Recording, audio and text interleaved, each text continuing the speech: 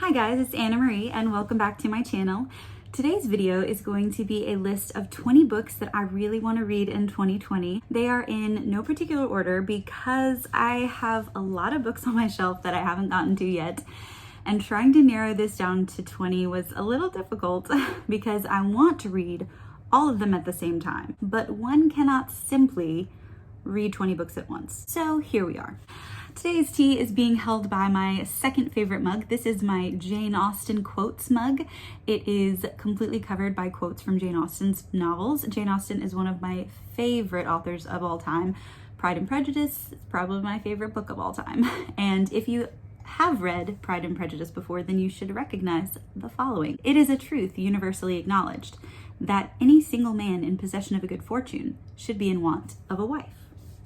So let's get started. Starting with one that I actually have seen all over BookTube, but specifically I found on Peruse Project, which she's amazing. I watch all of her videos. And that is Fifth Season by N.K. Jemisin. This is the first in the Broken Earth trilogy. This novel takes place on an Earth that every few centuries goes through an apocalypse. Every few centuries, there is either an earthquake or a volcano eruption, some kind of seismic activity that destroys the Earth. And because of this, the people of Earth go through these cycles of changing societies and new leadership. And there are also people on this Earth who have the ability to control or manipulate the seismic activity on Earth. And they are used, of course, to benefit whoever is in charge at the time.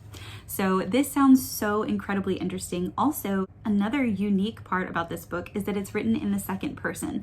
So instead of using I or he or she, it uses you. So it's speaking to the reader directly. And I've never read a book written in second person, so that'll be a really interesting change. Next is one that I'm sure if you are a lover of fantasy that you have gotten to recently. It's just come out with its 5th installment, and that is The Black Prism by Brent Week, the Lightbringer series. I'm sorry if there's like a light shining on the book. I'm trying out a new light setting, so we'll see how it goes. I don't know a lot about this book other than the fact that the magic system is based on color. And I love a good creative magic system. So I'm really excited to get into this. I don't know if I'll read the entire series in 2020, but we're gonna get started and we're gonna make it through as many books as we can. I have both YA and adult fantasy because fantasy is life. And one young adult fantasy that I'm really excited to get into is Crown of Feathers by Nikki Palpretto. First of all, can we just take a second to appreciate this cover? I really wanted to figure out a way to display this cover on my bookshelf to like have it facing out, but I have too many books on my bookshelf and not all of them fit. So like even the spine is beautiful. The Crown of Feathers is based on a world that used to have these warrior phoenix riders. They have not been present for a really long time, and this young orphan girl, she has this dream of becoming a phoenix rider. So she disguises herself as a boy and goes to find these phoenix riders to become one of them. This is also a story of taking over an empire. And we have these two sisters who I think are fighting for control over this empire. And I love a good story between two sisters, whether it be a heartwarming relationship between the sisters or even a dramatic betrayal and a war fought over an empire while flying on phoenix. Phoenixes. I teach English, so I feel like it's phoenixes. Also, the second book in this series just came out. I think it's a duology, I'm not quite sure, but it's called Heart of Flames. I'm sure that I will love this and move on to Heart of Flames afterwards. And next we have a series that is basically classic adult fantasy. I really want to read as much classic fantasy as I can while I'm also reading modern fantasy. So this series is Assassin's Apprentice by Robin Hobb. I always see booktubers holding up like 10 books at once and I can barely hold 3, so we're gonna hold up 1 because I don't want to hurt myself. Assassin's Apprentice. So as far as I know, this is a coming of age story where this young boy, Fitz, is learning how to be an assassin. And that is all I really want to know going into it. I don't want to know much more than that because it's a coming of age story, so I want to learn as he learns, and I really think I'm going to enjoy it. So the next series I want to get into is The Stormlight Archive by Brandon Sanderson. I could not be more excited to get into this series, although it's incredibly intimidating. Because I work a lot, I have to listen to a lot of my books on audio, which I don't prefer. I really prefer to sit down and really take the time to read them physically. But this is one of those that I do not want to read on audio. I want to sit down and just like drink in all of the details and maybe annotate the whole thing. And look at this guy. Look at him. He's huge. And it's floppy. It's really floppy. I like that.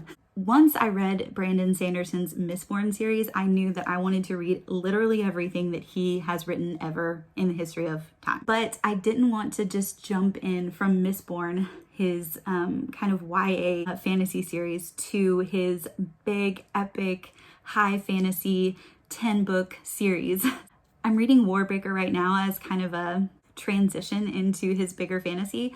So I'm going to pick this up very soon, and I am both excited and intimidated. I don't want to know a lot about this because part of the fun of picking up Brandon Sanderson's work is that as the story unfolds, you are given more details, and you only need to know certain details when you need to know them, if that makes sense. So I don't want to know too much, but I do know that this world is constantly battered with these huge storms, and that's all I want to know. And I know that I'm going to love this just as much as I loved Mistborn, if not more than I loved Mistborn. The next series that I want to get into is one that I'm a little bit nervous about. I've heard both good and bad things about this series, and I just don't know if it's going to be for me, but certain things about the premise attract my attention. So we're going to see how it goes. And that is the Nevernight Trilogy by Jay Kristoff. And I have Nevernight and God's Grave right now. Nevernight is a story based on Mia Corvair, and this is a revenge story. Mia Corvair was stripped of everything she loved at a very young age, and she is learning how to become a talented assassin and take revenge on those who wronged her. And I have read a couple of Assassin School books, and I do love the school setting. I also know that this has footnotes, and I just don't know how that format is going to work for me. So I just have to try it out and see if it's for me, but I am really excited to get into it because I know it is so beloved by many. The next book that I would love to get to in 2020 is The Queens of Lear by Tessa Gratton. King Lear by Shakespeare was one of the first Shakespeare plays that I ever read, and honestly, it's still one of my favorites. I love the trickery involved and the competition between the sisters and their relationship with their father and how each sister has such a unique personality. This is a retelling of King Lear. It is based on an island that has been stripped of its magic, and these three daughters are in competition for the throne, and it sounds very dark and harrowing, and I feel like there's going to be a lot of ritualistic kind of traditional magic, which I am a fan of. So I really think this is going to be maybe a new favorite. The only thing that's different about this book from my usual reads is that it is a standalone. There is another book that is set in this world. It's called Lady Hotspur. I think it's a companion novel. I don't think it's like a sequel or anything. So it is a standalone, and I usually read series, but I think this will be a new, refreshing take on a fantasy. The next series I'd love to get into is the First Law Trilogy by Joe Abercrombie. I have never really gotten into grimdark, and that's not because I feel like it's something that I wouldn't like. It's just because I've never read it before. I've never really been one to shy away from the darker, more gory parts of fantasy, and so I feel like this isn't going to bother me. I've also heard that Joe Abercrombie has amazing character work and that you get so attached to the characters in these novels. And I also know that this contains a lot of morally gray characters, and I feel like the majority of the fantasy that I've read, there has always been a clear definition of good versus evil, and I would like to get into a series that has those morally gray characters that you get attached to, but then you also feel like some of what they're doing might be very wrong. So I feel like this is going to be an interesting series to get into. Also, I love the red spine, and the second book has a blue spine, and it's just gorgeous on the shelf. I love pretty books, what can I say? And the next series is also an adult fantasy that I am so excited to get into. Daniel Green read this series and said that it was one of his new all-time favorite fantasy series, which if you watch his channel, you know that's very high praise. And that is the Ancestor Trilogy by Mark Lawrence. The first being Red Sister, and then you've got Gray Sister, and I don't have the third, but it's Holy Sister, which just came out last year. So in this book, we have Nona Gray, the main character, who starts off as an 8-year-old girl saved from being executed because she was accused of murder. And she is taken off to a school where you learn to be an assassin, and your teachers are assassin nuns. It usually takes about 10 years to learn to become a full-fledged assassin. The nuns find that this young girl, Nona Gray, proves to be an exemplary student and holds a lot of power. And so a lot of people are trying to find her and control her.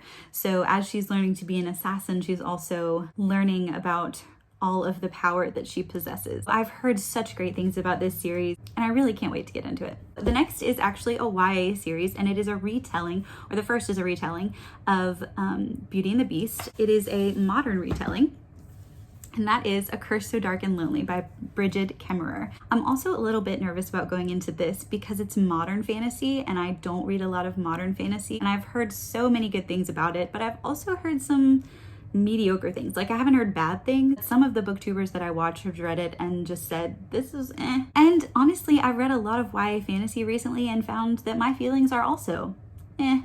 So I'm hoping that I will feel a little bit more than eh with this. I need to stop saying eh. But I also went ahead and picked up the second in this series because I have a book buying problem. But that is A Heart So Fierce and Broken. If I do happen to like the first one, I will definitely pick the second one up. And they're so beautiful. Like, look at these.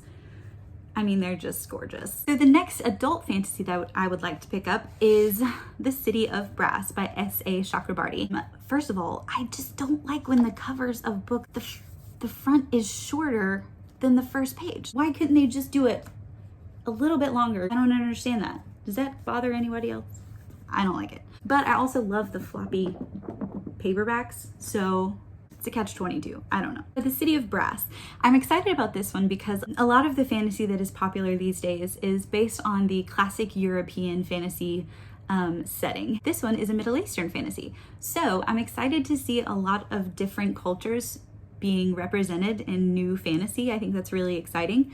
And The City of Brass is about this young girl who is a thief, and she makes her living on the streets. Somehow, one of her jobs puts her in the position to be in the middle of the dangerous schemes of her kingdom's court. I don't really want to know that much more about it because with some of the fantasies that I read, I just want to go into it knowing nothing so that I can learn while the novel goes on. The next one is one that I haven't really seen a lot of people talk about on BookTube, but that is the Ancestor Trilogy. I'm not sure if I'm pronouncing that correctly, but that is by James Islington. And the thing that caught my attention about this was the blurb on the front says fans of Wheel of Time would love this book. And I am not very far in Wheel of Time, but I do love it so far. And this is just another epic high fantasy that I just want to delve into and get into the world and the magic. The one thing I have heard is a lot more action-packed than some of the Wheel of Time books can be, which if you've read Wheel of Time, some of them can be a bit slow going. If this is like the Wheel of Time and it's more action-packed, I feel like I'm gonna love it. The next series that I would like to get into is the Wayward Children series. And the first one is Every Heart a Doorway. And this is very different from some of my other books because look at it. But that's okay, some of the best books I've read are smaller ones. So this is kind of like Narnia, but darker. There is a school where children who have gone into another world through portals, once they come back out of their dream world, they go to the school to kind of assimilate back into normalcy. And I think every book is based on a different student and a different world. And I feel like this will be a quick and easy read that I could really get into. The next is a series that I haven't heard a lot of people talk about this series. And I think it's a YA series, but that is the Song of the Shattered Sands series by Bradley Beaulieu. Butchered it. But this series I think was actually titled The 12 Kings of Sharakai but they redid the cover, and I guess they redid the title along with that. So it's just called 12 Kings now. So in this world, we have 12 kings, and they hold the ultimate power and control over their people. And this is a desert fantasy, which I think will be really intriguing. And the main character is also an assassin. Are we seeing a pattern here? Decides to go against the 12 kings' rules and defy them. And I think it gets her into a wee bit of trouble. I just said a wee bit? Yeah, I did. So the next series that I would like to get into is another YA by an author that I have really enjoyed. And that is the Six of Crows duology by Leigh Bardugo. I read the Grisha trilogy close to the end of last year. It wasn't my favorite in the world, but I enjoyed it. It had a lot of really predictable characters and kind of cliche tropes, but I mean, they're cliche for a reason, you know. I used to love that kind of book and I enjoyed it for what it was. Her second series in that world is the Six of Crows duology, which I've heard so many good things about. And it does feature some characters that were mentioned in the Grisha trilogy, specifically Nikolai, who was one of my favorite characters of the Grisha trilogy. The Six of Crows duology is basically a heist story, and that's basically all I want to know going into it, because I want to be surprised and just along for the ride with this book. Also, I was lucky enough to find at my local buy-sell bookstore, I was lucky enough to find the Black Sprayed Edges edition of Six of Crows and the Red Sprayed Edges edition of Crooked Kingdom. So they were like, this one was $10 and they're like perfect condition. So I love used bookstores. Also in that world, we have the first in, I think, a duology based solely on Nikolai, and that is The King of Scars. And I love this cover and I love Nikolai, so I'm really excited for a duology based solely on him. And sticking with the same author, we have got her very first adult fantasy, and that is Leigh Bardugo's Ninth House. Do you see this sticker right here? This sticker will not come off without destroying the cover of this book. I don't know what Barnes & Noble has against stickers that peel off easily, but this will not come off. And that makes me so frustrated. I want the cover of the book without the sticker. Rant of the day. I'm not even going to hold it up while I talk about it because it's really going to bother me looking at it in the camera. Ninth House is actually a modern fantasy based on the secret houses of Yale. I am a little bit nervous about getting into that one just because it's a modern fantasy. I really like the idea of the dark academia murder mystery type setting, so along with the magic. So I really think that'll be interesting to get into. Well guys, that is the list of 20 books that I would like to get to in 2020. Let me know if you've read any of these books and found them to be some of your favorites or not so favorite. You will probably see them on my TBR very soon, and hopefully I'll find some new favorites from them. Thank you so much for coming to visit my channel, and I'll see you again soon.